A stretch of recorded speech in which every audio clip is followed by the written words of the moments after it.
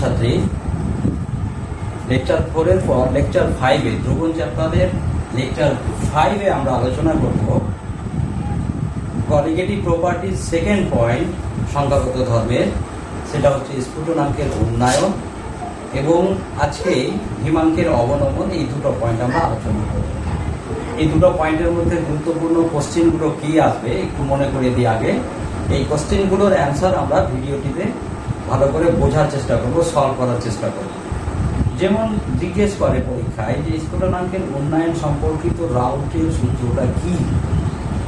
এটা যেমন বললাম, স্ফুটনাঙ্কের উন্নয়ন সম্পর্কিত রাউটের সূত্র থেকে কি করে একটা অজ্ঞাত দ্রাবের আণবিক গুরুত্ব নির্ণয় করা যায়, এটা যেমন কোশ্চেন করে। স্ফুটনাঙ্কের উন্নয়ন ঘটার কারণ কি, অর্থাৎ স্ফুটনাঙ্কের উন্নয়ন ঘটার ব্যাখ্যাটা লেখচিত্রের মাধ্যমে দাও, এরকম প্রশ্ন আসে। এর সঙ্গে কমন কোশ্চেন কিছু, যে স্ফুটনাঙ্কের উন্নয়ন একটি সংখ্যাগত ধর্ম কিনা, স্ফুটনাঙ্কের উন্নয়ন তাপমাত্রার উপর নির্ভরশীল কিনা, এই জিনিসগুলো এই চ্যাপ্টারে আমরা এই বিষয়টিতে, এই অংশটিতে বোঝার চেষ্টা করব। সেম কোশ্চেন হিমাঙ্কের অবনমনের ক্ষেত্রেও আসে।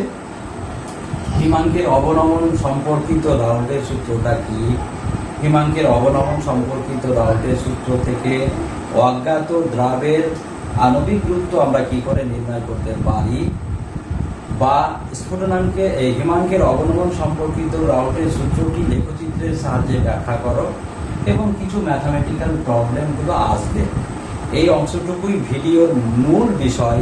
তবে তোরা যেমন একটা কমপ্লেন করেছিলি যে স্যার নলফের সূত্র এবং রাউটের বাষ্পচাপ সংক্রান্ত রাউটের সূত্রটুকু একটু আবছা আবছা হয়ে গেছে, বোঝা যাচ্ছে না বা বুঝতে পারিনি। এই জায়গাটায় আমি একটু খুব অল্প 5 মিনিটের মধ্যে আলোচনা করে নিই, তারপরে আমরা চলে যাব স্ফুটনাঙ্কের উন্নয়ন সম্পর্কিত রাউটের সূত্র।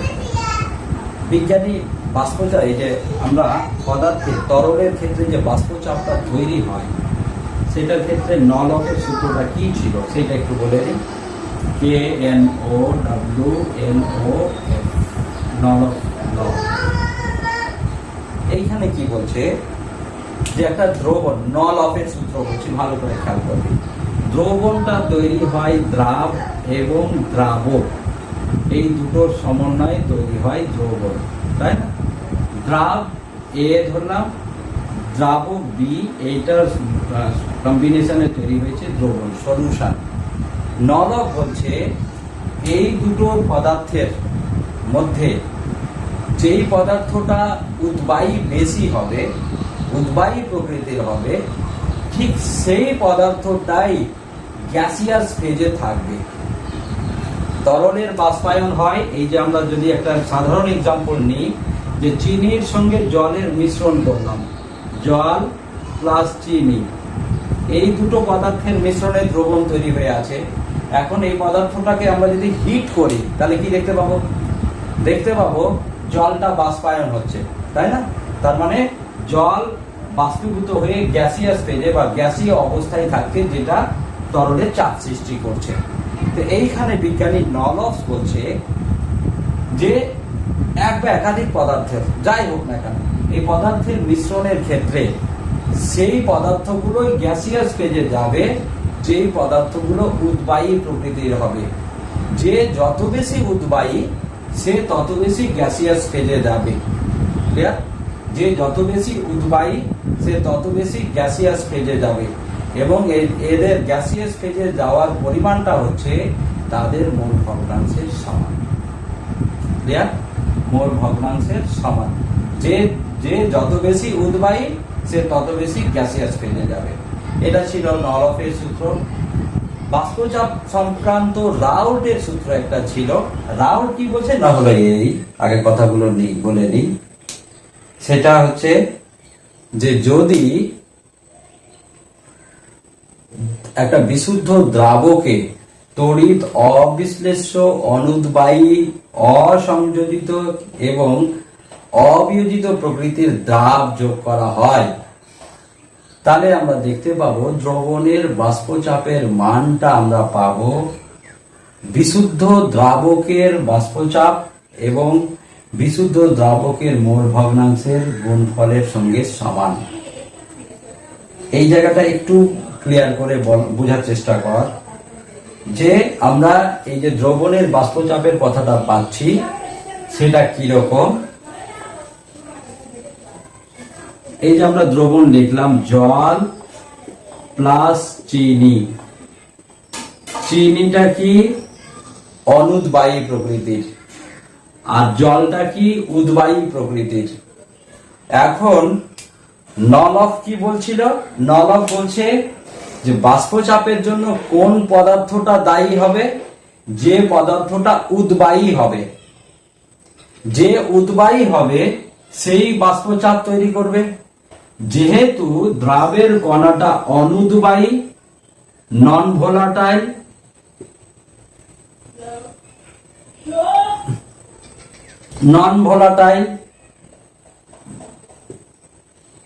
অসংযোজিত এবং অবিয়োজিত প্রকৃতির হয়, ফলে এইটা কিন্তু গ্যাসিয়াস ফেজে যাবে না।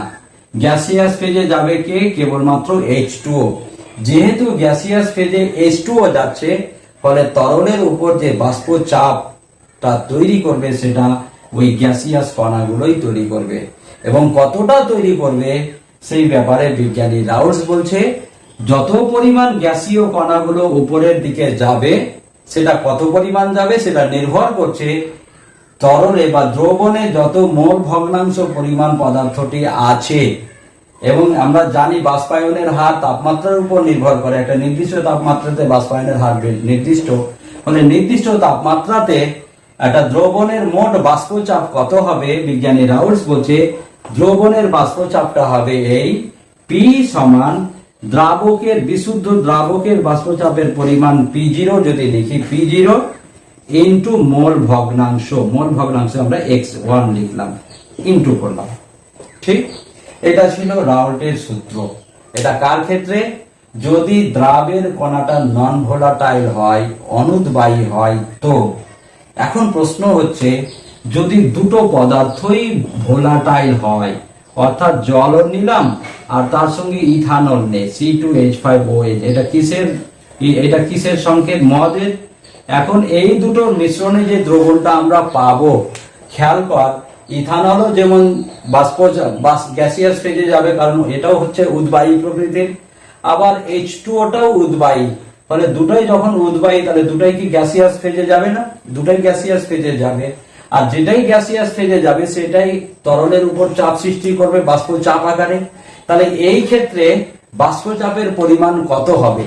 এই ক্ষেত্রে বাষ্পচাপের পরিমাণটাও ঠিক তাই। যে পদার্থটা বাষ্পচাপ তৈরি করছে সেই পদার্থের হিসাবে সূত্রটা প্রযোজ্য হবে। জলের ক্ষেত্রে কি বাষ্পচাপ পাবো? যদি এটা P1 লিখি, PA বা P1, তাহলে কি পাবো?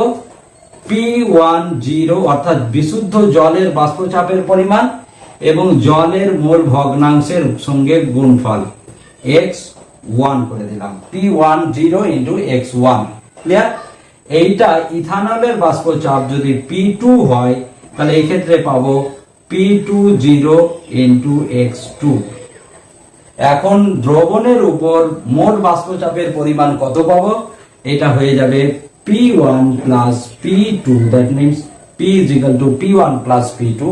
এটার মান যদি আমরা বসাই, P10 x1 plus P20 x2, তাই না? P10 x1 plus P20 x2। এখন আমরা জানি x1 প্লাস x2 অর্থাৎ মোল ভগ্নাংশের যোগফল সর্বদা 1 হয়। 1 করে দিলাম। এখন যে x1 এর মানটা আমরা বসিয়ে দিই, x1 সমান কি আমরা এরকম লিখতে পারবো না? 1 মাইনাস x2। এখন এই জায়গাটাতে বসিয়ে দিচ্ছি x1 এর জায়গায় P10 into 1 minus x2 plus P20 x2। এটাকে গুণ করি যদি, তাহলে আমরা পেয়ে যাব P10 minus P10 x2 plus P20 x2। Common নিয়ে নিই, তাহলে আমরা পাবো P10 প্লাস, এটাকে আগে করে দিলাম, P20 minus P10 x2. This is very important equation. এইটা একটু খেয়াল কর। ঠিক এই ইকুয়েশনের মাধ্যমেই আমরা বিভিন্ন রকমের প্রবলেম গুলো সলভ করবো। এই ইকুয়েশনের মাধ্যমে কিছু প্রবলেমও আসে, সেই প্রবলেম গুলো তোরা বইয়ে দেখবি, পাবি এবং এটা সলভ করার চেষ্টা করবি। একটা গামছা দে।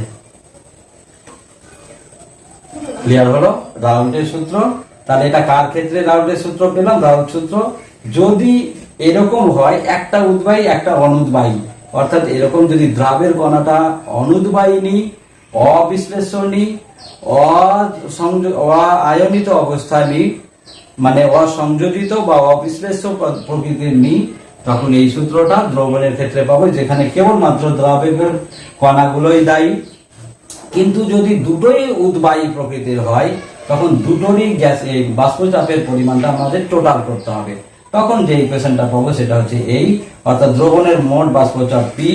এখানে বিশুদ্ধ দ্রাবকের বাষ্পচাপ যদি P1 ধরি, আর দ্রাবের বাষ্পচাপ, বিশুদ্ধ দ্রাবের বাষ্পচাপ P2 ধরি, তাহলে এইটা ইকুয়েশনে বসিয়ে দিব। মোট ভগ্নাংশ যা হচ্ছে তখন সেখান থেকে প্রবলেমগুলো আমরা দেখাবো। তো এখানে আমি আর টাইম নষ্ট করছি না, এরপরে আমরা চলে যাব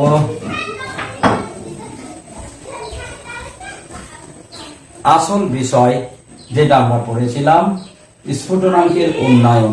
স্ফুটনাঙ্কের উন্নয়নটা কি? স্ফুটনাঙ্কের উন্নয়ন সম্পর্কিত রাউল্টের সূত্র কি?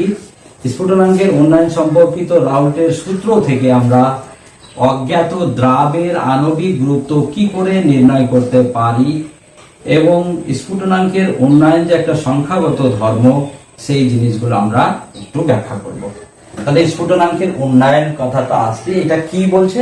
এটা এরকম যে আমরা যদি একটা জলে, একটা নির্দিষ্ট গ্রাম জলে 25 গ্রাম চাল নিলাম, এখন ধরে নে চাল বাদ দিয়ে বলছি, একটা নির্দিষ্ট অ্যামাউন্ট জল, ধরে নে 100 ml জল আছে, সেইটাকে যদি আমরা ফোটাই, তাহলে দেখবো বিশুদ্ধ জল যদি থাকে, তাহলে 1 অ্যাটমসফিয়ার প্রেসারে সে 100 ডিগ্রিতে ফুটবে, 100 ডিগ্রি সিতে, এটা আমরা জানি। এখন ওই জলটাতে যদি 25 গ্রাম চিনি কিংবা 25 গ্রাম চাল আমি দিয়ে দিই, তাহলে কি দেখবো? সেই জলটা কি আর 100 ডিগ্রিতে ফুটবে? নিশ্চয়ই 100 ডিগ্রিতে ফুটবে না, তার থেকে একটু বেশি তাপ লাগবে, হয়তো 101 কি 102। ওই তাপমাত্রাটা গিয়ে স্ফুটনটা শুরু হলো, জলটা ফুটতে আরম্ভ করলো। তাহলে ক ডিগ্রি বেশি তাপ লাগলো? নিশ্চয়ই 102 ডিগ্রিতে যদি ফুটে, তাহলে 2 ডিগ্রি টেম্পারেচারটা বেশি লাগলো। এইটাই উন্নয়ন বোঝাচ্ছে। এবার আমরা যদি দেখি যে 100 গ্রাম জলে আমি 25 গ্রাম চালের কথা বলেছিলাম, যদি আমরা 50 গ্রাম চাল দিই, তাহলে কি সে 102 ডিগ্রিতে ফুটবে? দেখবো আমরা 102 ডিগ্রিতে না ফুটে সে হয়তো 103 কিংবা 104 ডিগ্রিতে ফুটছে। তার মানে খেয়াল কর, দ্রাবের কণা, দ্রাবের পরিমাণটা যত বাড়িয়ে দিচ্ছি দ্রবণে, স্ফুটনাঙ্কের উন্নয়নের মানটা বাড়ছে। অর্থাৎ কি হারে বাড়বে সেই অংশটুকুই রাউল্ট তার সূত্রে বলেছেন। কি বলেছেন আমরা একটু দেখি। বলা হচ্ছে এই যে স্ফুটনাঙ্ক একটা বিশুদ্ধ দ্রাবকে, সংজ্ঞাটা এই, বিশুদ্ধ দ্রাবকে যদি দ্রাবটা তড়িৎ অবিশ্লেষ্য, অনুদ্বায়ী কিংবা অসংযোজিত এবং অবিয়োজিত প্রকৃতির হয়, তাহলে আমরা দেখব ওই দ্রবণের স্ফুটনাঙ্কের উন্নয়ন ঘটবে। স্ফুটনাঙ্কের উন্নয়ন ঘটবে, যে উন্নয়নটাকে আমরা ΔTB দ্বারা লিখি। দ্রবণের স্ফুটনাঙ্কের উন্নয়ন ঘটবে। কতটা ঘটবে? বিজ্ঞানী রাউস বলছে এই স্ফুটনাঙ্কের উন্নয়নের মান হবে দ্রবণে দ্রবীভূত দ্রাবের মোলালিটির সঙ্গে সমানুপাতিক। কার সঙ্গে বললাম? মোলালিটি।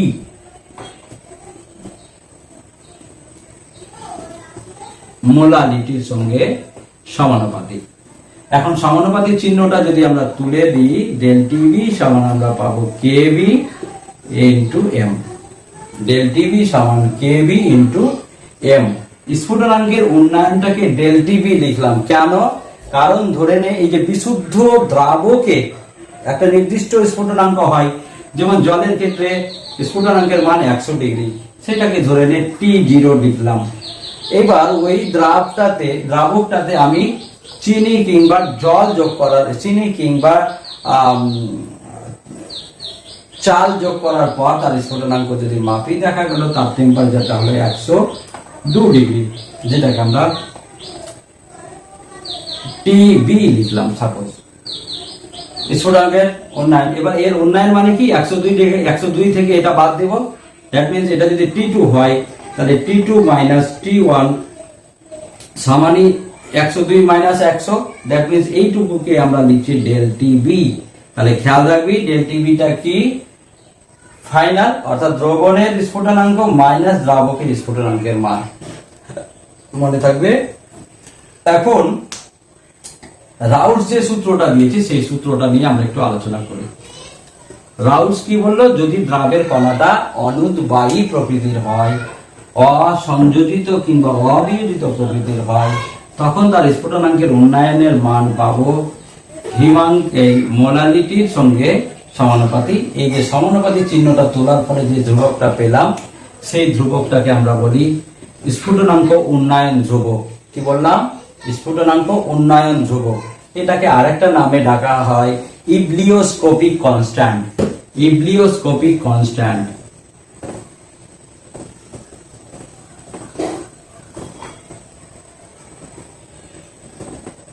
ঠিক, ইবলিওস্কোপিক কনস্ট্যান্ট খেয়াল রাখবে ইবলিওস্কোপিক কনস্ট্যান্টের ক্ষেত্রে। এবার এইটাকে আরেকটা নামে বললাম স্ফুটনাঙ্ক উন্নয়ন ধ্রুবক। এর মানটাও আমরা ক্যালকুলেট করতে পারি। এর একটা ইকুয়েশন আছে, আপাতত লিখে রাখি। সেটা হলো এই কেবি সমান আমরা লিখবো আর Tb square by 1000 into Lv. আর Tb square by 1000 into Lv. টিবিটা কি? স্ফুটনাঙ্কের মান বিশুদ্ধ দ্রাবকের ক্ষেত্রে। এলভিটা হচ্ছে স্ফুটনের ক্ষেত্রে যে লিন তাপটা লাগে, বাষ্পায়নের যে লিন তাপ, সেটা হচ্ছে ল্যাটেন্ট হিট অফ ভেপোরাইজেশন। তো এটার মান আমরা জলের ক্ষেত্রে পাই 537 ক্যালোরি। এর হিসাবেও আমরা তার কেবির মান কত ক্যালকুলেট করতে পারি। এবার একটু আরেকটা টার্ম আমরা এখান থেকে শর্টে শিখে নিই, তারপরে এর নিয়ে যে সমস্ত বিশেষ প্রবলেম গুলো আছে সেগুলো একটু দেখাই। এর ইউনিটটা কি হবে? ইবলিওস্কোপিক কনস্ট্যান্টের মানটা বা স্ফুটনাঙ্ক উন্নয়ন ধ্রুবকের ইউনিট কি হবে? তাহলে এখান থেকে আমরা কেবি সমান কি ডেল টিবি বাই এম লিখতে পারি কি না? পারি। এখানে খেয়াল কর ডেল টিবি এটার ইউনিট কি? ডিগ্রি। ডিগ্রি সেন্টিগ্রেড হোক ফ্যারেনহাইট হোক, আমরা এটাকে ডিগ্রি লিখলাম, ডিগ্রি।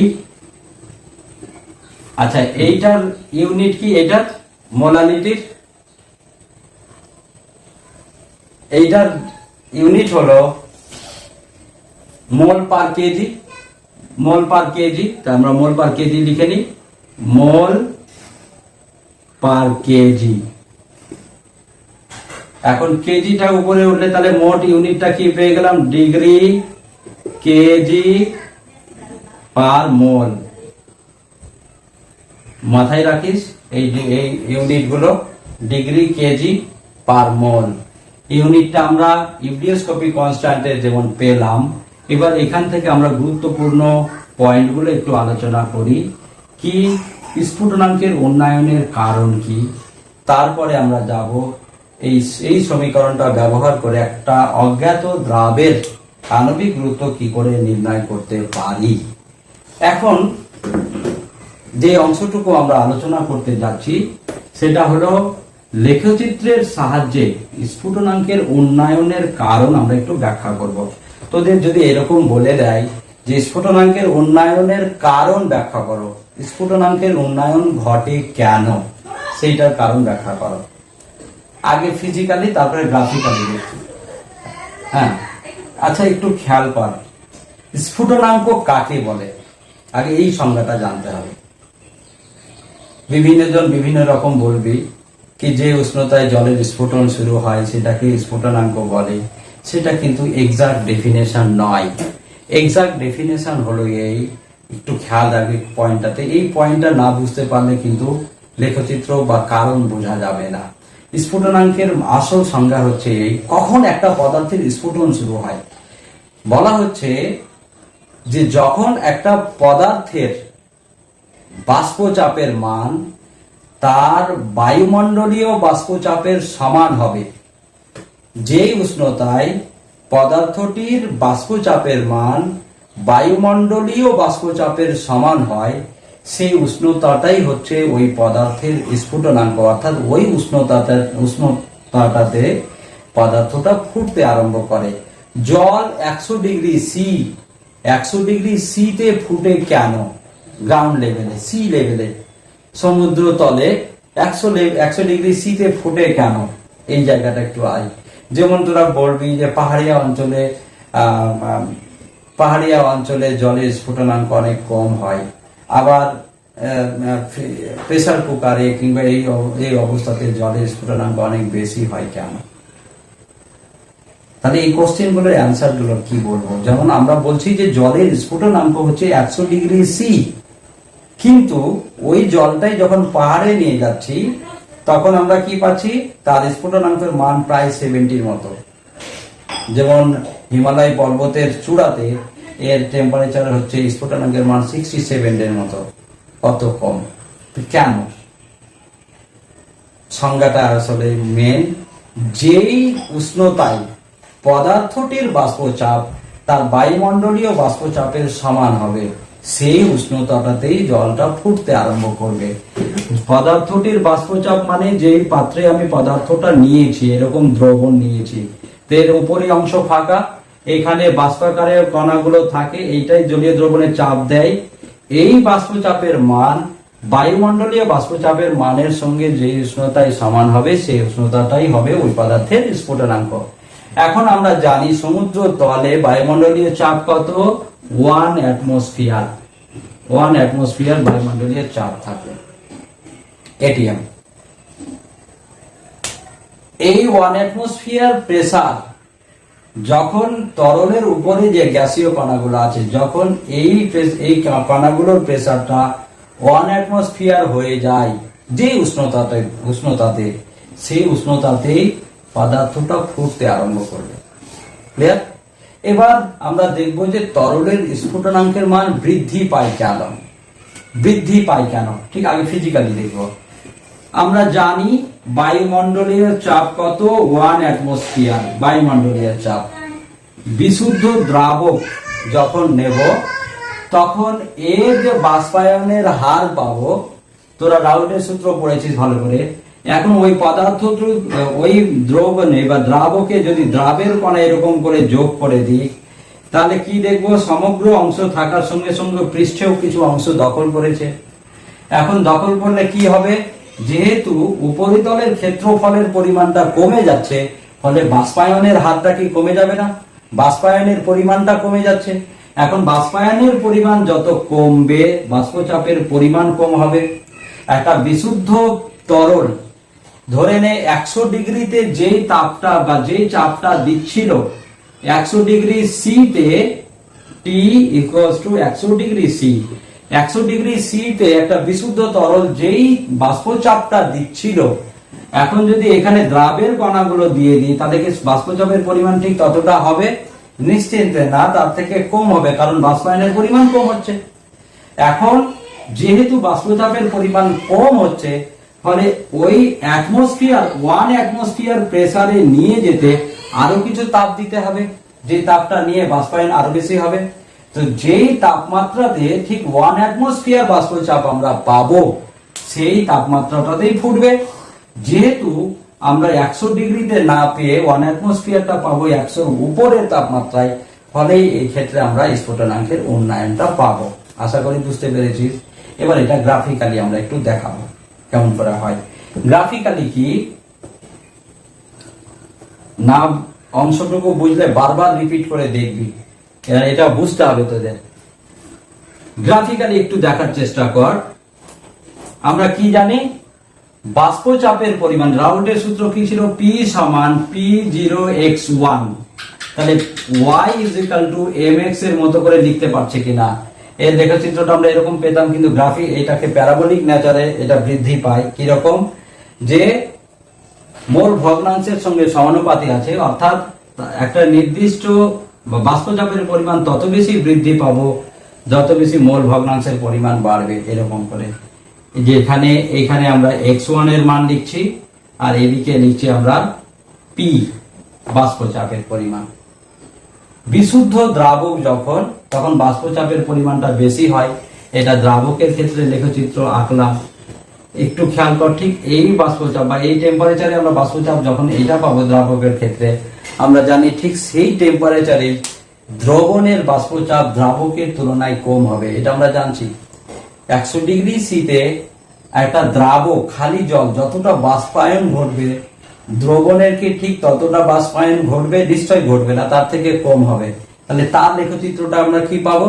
তার লেখচিত্রটা আমরা দেখতে পাবো একই রকম ভাবে পরিবর্তিত হবে, কিন্তু এটা হবে নিচে দিয়ে, এটা নিচে দিয়ে গেল। এখন ধরে নে যে 1 অ্যাটমসফিয়ার, এই যে এগুলো ধরলাম, এটা হলো 250 ATM, সরি 700 mm মার্কারি দিলাম, মিলিমিটার অফ মার্কারি, 250, 500 এরকম করে গেল। ধরে নে এইটা হচ্ছে 1 অ্যাটমসফিয়ার বাষ্পচাপ, 1 ATM। তার মানে যে উষ্ণতায় 1 অ্যাটমসফিয়ার বাষ্পচাপ দেখাবে, বায়ুমণ্ডলীয় বাষ্পচাপের সমান দেখাবে পদার্থগুলো, সেই উষ্ণতায় ফুটবে। আমরা যদি দেখি এইটা কখন দেখাচ্ছে, যখন টিটা এইটা পাবো, এটা আমি টি দিয়ে রিপ্রেজেন্ট করলাম, পি এর সঙ্গে টি এর লেখচিত্র টি দিয়ে রিপ্রেজেন্ট করলাম। তাহলে একটু খেয়াল কর, দ্রাবকের ক্ষেত্রে এটা হচ্ছে 1 অ্যাটমসফিয়ার 1 ATM বাষ্পচাপ।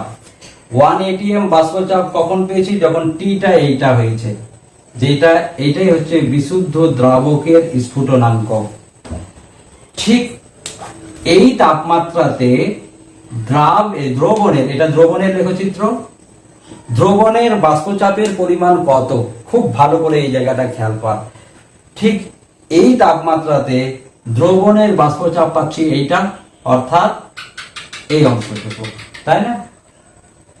তাহলে ঠিক এই 1 অ্যাটমসফিয়ার যখন হবে দ্রবণের ক্ষেত্রে, কারণ বাষ্পচাপের পরিমাণ কমে গেছে, আমরা কি দেখলাম? যখনই বায়ুমণ্ডলীয় বাষ্পচাপের সমান হবে, ঠিক তখন পদার্থটা ফুটতে আরম্ভ করবে। এইখানে তো আমরা কম পেয়ে গেছি দ্রবণের ওই তাপমাত্রাতে। তার মানে কি, তাপ যদি আরো বাড়ায়, বাষ্পায়ন বেশি ঘটবে, তাহলে বাষ্পচাপের পরিমাণ বেশি হবে। এখন দেখতো, ঠিক এইটা আমরা পেতে পারি যখন দ্রাবকের তাপমাত্রাটা বাড়িয়ে এই জায়গায়, তাপমাত্রা বাড়লে বাষ্পচাপের পরিমাণ বাড়বে। ঠিক 1 অ্যাটমসফিয়ার বাষ্পচাপ আমরা পাবো, বাষ্পচাপের পরিমাণ 1 অ্যাটমসফিয়ার পাবো যখন দ্রবণের টেম্পারেচারটা হবে এইটা, যেটাকে আমরা বলছি টিবি ড্যাশ করে দিলাম। বুঝতে পারছিস? তাহলে খেয়াল করতে, তাপমাত্রাটা বিশুদ্ধ দ্রাবকের ক্ষেত্রে স্ফুটনাঙ্ক যা পেয়েছি, তার তুলনায় দ্রবণের স্ফুটনাঙ্কের মান কি ডান দিকে পাইনি? এই দিকটাই তো বাড়া বোঝায় লেখচিত্রের মাধ্যমে, যত এদিকে যাব তত বাড়বে। তাহলে উন্নয়ন কত হলো? এটা মাইনাস এইটা, তাই না? টিবি ড্যাশ মাইনাস টিবি 0, এইটাকে আমরা ডেল টিবি লিখবো। ঠিক, এইখানে ব্যাখ্যাটা কি দিব? আমরা বলবো এরকম করে শর্টে, যে আমরা জানি একটা নির্দিষ্ট উষ্ণতায় দ্রাবকের বাষ্পচাপ সর্বদা দ্রবণের বাষ্পচাপের থেকে বেশি হয়, নির্দিষ্ট উষ্ণতায়। এখন 1 অ্যাটমসফিয়ার প্রেসারে, একটা দ্রাবকের 1 অ্যাটমসফিয়ার প্রেসার পেতে যে তাপমাত্রাটা লাগবে, দ্রবণের ক্ষেত্রে ঠিক 1 অ্যাটমসফিয়ার প্রেসার পেতে তার থেকে বেশি তাপমাত্রাটা লাগবে, কারণ এর বাষ্পায়নটা তাপমাত্রার সঙ্গে সমানুপাতিক। তাপমাত্রা বাড়ালে ঠিক আস্তে আস্তে বাষ্পায়ন বেশি ঘটবে, এবং একটা নির্দিষ্ট তাপমাত্রাতে গিয়ে 1 অ্যাটমসফিয়ার বাষ্পচাপটা পেয়ে যাব। তো যেহেতু 1 অ্যাটমসফিয়ার বাষ্পচাপ দ্রবণের ক্ষেত্রে পেতে বেশি তাপমাত্রা লাগছে, ফলে এখান থেকে আমরা বলতে পারি স্ফুটনাঙ্কের উন্নয়ন ঘটেছে। এইটুকু কথা শর্ট করে লিখে দিবি। তাহলে আশা করি বুঝতে পেরেছিস লেখচিত্র। এরপরে আমরা চলে যাব স্ফুটনাঙ্কের উন্নয়ন সম্পর্কিত রাউটের সূত্র থেকে অজ্ঞাত একটা দ্রাবের আণবিক গুরুত্ব কি করে নির্ণয় করতে পারি।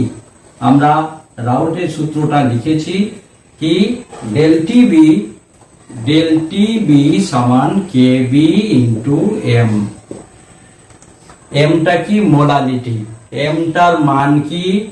তোদের বলেছিলাম গাঢ়ত্ব প্রকাশের সমীকরণের, এটা একদম খুবই ইম্পর্টেন্ট, এটা খুব কাজে লাগবে। এম সমান কি? W2 into 1000 by W1 into M2। W2 M2 এগুলো কি? W1 কি? W1টা ছিল দ্রাবকের ভর, ভর। W2 কি ছিল? দ্রাবের ভর, দ্রাবের। M2টা কি ছিল? M2 দ্রাবের আণবিক ভর, দ্রাবের আণবিক ভর।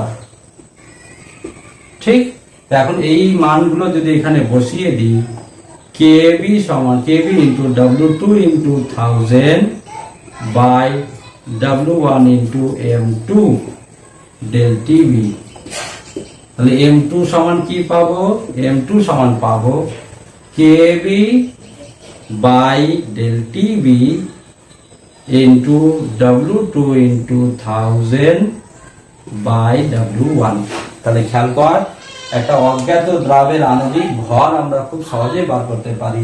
যে পদার্থটা দ্রাবকে দিচ্ছি, দ্রাব, তার ওজনটা যদি তুলা যন্ত্রের মাধ্যমে আগে মেপে নিই, যে পদার্থটা দ্রাবক হিসাবে নিয়েছি তার ওজনটা যদি মেপে নিই কতটা গ্রাম দিলাম, এবং পরীক্ষাগতভাবে যদি স্ফুটনাঙ্কের উন্নয়ন কত হয়েছে সেটা যদি জানি, আর কেবিটা তো হচ্ছে ইবলিওস্কোপিক কনস্ট্যান্ট, এটা ধ্রুবক মান, এটা যদি জানা থাকে তাহলে এই মানগুলো বসিয়ে দিয়ে খুব সহজে দ্রাবের আণবিক ভর আমরা বার করতে পারি। ঠিক এইটা সমীকরণ ব্যবহার করেই অজ্ঞাত দ্রাবের আণবিক ভর আমরা বার করতে পারি। ক্লিয়ার? তাহলে এইটা একটা আরেকটা গুরুত্বপূর্ণ অংশ।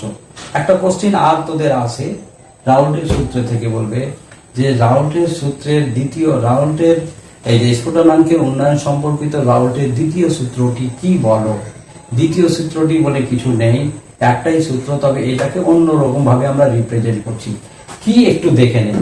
আমরা প্রথমে বললাম রাউল্টের সূত্রের ক্ষেত্রে যে একটা দ্রবণের স্ফুটনাঙ্কের উন্নয়নের মান ডেল টিবি সমান ওই দ্রবণের দ্রাবের মোলারিটির সঙ্গে সমানুপাতি, এটাই, তাই না? আবার একটু খেয়াল করতো, ধরে নে দুটো দ্রাব, দুটো দ্রবণ, একটা A দ্রবণ, একটা B একটা দ্রবণ। এইটা দ্রবণের, এই A দ্রবণের স্ফুটনাঙ্কের উন্নয়নকে আমরা লিখলাম ডেল টিবি এরকম করে A লিখলাম, এটা লিখলাম ডেল টিবি বি দ্রবণের ক্ষেত্রে স্ফুটনাঙ্কের উন্নয়ন। এখন দুটোর ক্ষেত্রেই এর মানটা কি বলছি, যে এই যে মোলারিটি যেটা আছে, গাঢ়ত্বের মান, অর্থাৎ মোল গ্রাম অণু সংখ্যাটা যদি দুটোর ক্ষেত্রেই সমান নিয়ে নিই, এমটা সমান যদি হয়, তাহলে কি এটা সমানও আমরা KB ইন্টু এম, এবং এটা সমানও কি KB ইন্টু এম আমরা লিখতে পারি।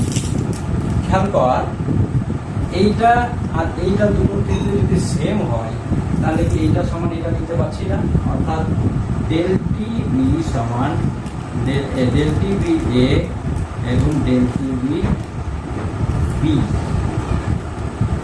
তার মানে এর মানে কি দাঁড়ালো, দ্বিতীয় সূত্রটা ঠিক যে যদি দুটো দ্রবণের আণবিক গুরুত্ব, সরি গ্রাম অণুর সংখ্যা বা মোলারিটির পরিমাণ সমান হয় দুটো দ্রবণের, যেখানে দ্রাবকটাই একই আছে, দ্রাবক যেমন জলের এটা দ্রবণ, এটা জলীয় দ্রবণ, তো যদি তাদের মোলারিটির পরিমাণটা সমান হয় তাহলে আমরা দেখতে পাবো দুটো দ্রবণের এই স্ফুটনাঙ্কের উন্নয়নের মান সেম হবে, স্ফুটনাঙ্কের উন্নয়নের মান সেম। এটাই রাউল্টের স্ফুটনাঙ্কের উন্নয়ন সম্পর্কিত দ্বিতীয় সূত্র। ঠিক এই কথা থেকেই আমরা প্রমাণ করতে পারি যে স্ফুটনাঙ্কের উন্নয়নের একটি সংখ্যাগত ধর্ম।